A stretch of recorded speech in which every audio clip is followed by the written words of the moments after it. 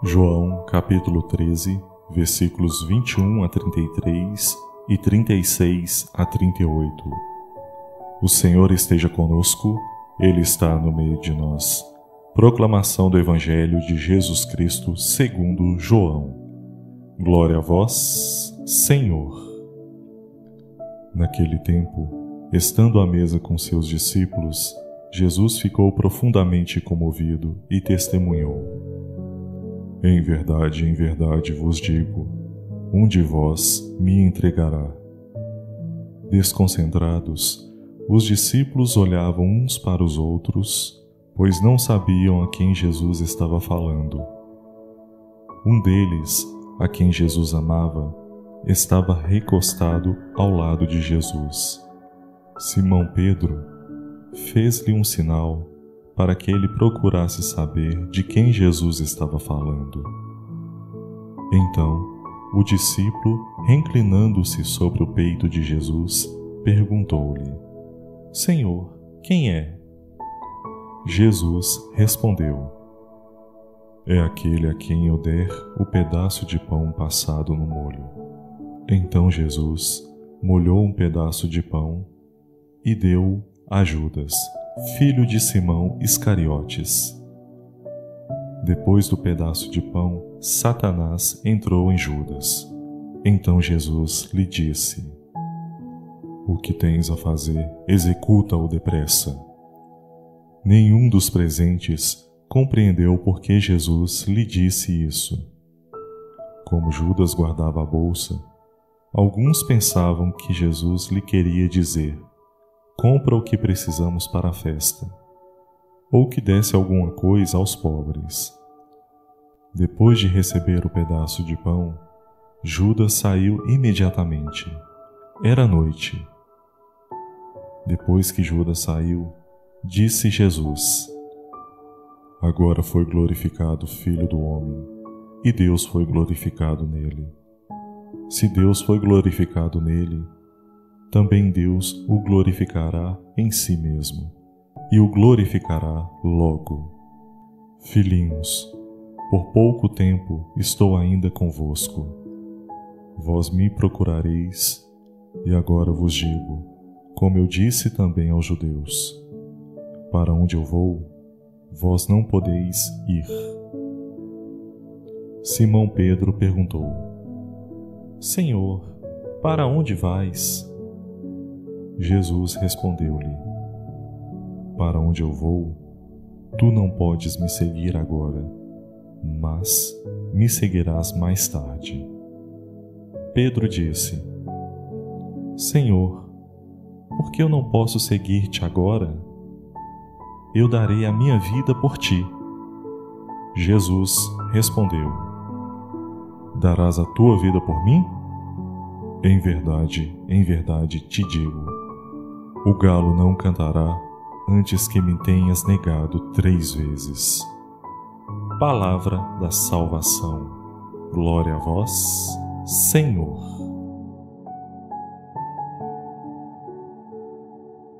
Queridos irmãos e irmãs, nesta terça-feira da Semana Santa, escutamos o Evangelho de Jesus segundo João. O contexto é a última ceia, que no Evangelho de João consiste propriamente no lava-pés. Havendo uma ceia, Jesus se levantou da ceia e começou a lavar os pés dos discípulos. Jesus apenas terminou de lavar os pés dos discípulos e disse: se vocês compreenderam isso, serão felizes se o puserem em prática. Aliás, o gesto de Jesus e a relativa explicação estão incluídos na questão da traição. Dessa maneira, a traição se torna o assunto principal. Esse procedimento literário chama a atenção para um assunto importante, que era a traição. Judas está fora da bem-aventurança de quem sabe e faz essas coisas. Essas coisas são o serviço, que, aliás, é o resumo das bem-aventuranças do Evangelho. Ao contrário, Judas está dentro das maldições do discurso evangélico. Ai de vós! Os evangelhos sinóticos são até mais explícitos quando dizem: ai daquele homem que trair o Filho do Homem.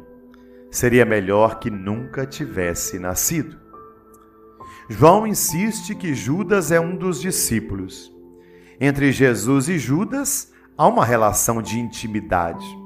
O que mastiga o meu pão. Justamente ele, com quem Jesus compartilha o pão, companheiro, é o filho da perdição. Uma maneira de dizer o filho perdido. Em nossa vida também, quantas vezes aqueles que nos traem são os que sentam à mesa conosco, não é mesmo? Pois é. Mas quem é o pai que procura, senão o filho perdido? A traição de Judas é predita para que, quando acontecer, vocês creiam que eu sou. A traição de Judas é o lugar da revelação da fidelidade de Deus, que não volta atrás em seu amor. Em Judas está representado o cume e também o cúmulo do mistério do mal. O nosso lado sombrio, opaco, pecaminoso. Aquele nosso lado que não queremos ver nem admitir.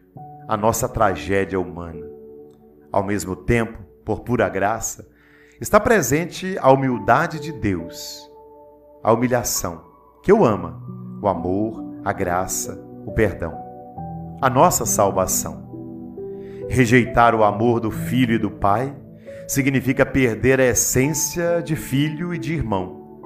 Mas o amor acolhe essa própria rejeição, transformando-a em reconciliação, em redenção, em salvação.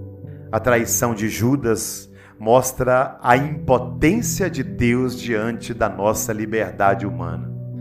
Faz pensar na aparente e vistosa força do pecado, na irreparável força do mal. Na vida e na história humanas, não há como negar que seja assim. Esta pandemia que estamos vivendo nos aponta. Mas João nos mostra que a luz vence as trevas, justamente deixando-se tomar por elas. A fraqueza de Deus é a única força capaz de libertar a liberdade do ser humano, para que ele possa amar o amor amante e assim viver o amor que humaniza. O amor terá a vitória final. Viva o amor de Deus. Uma abençoada terça-feira santa para você e que Deus o abençoe.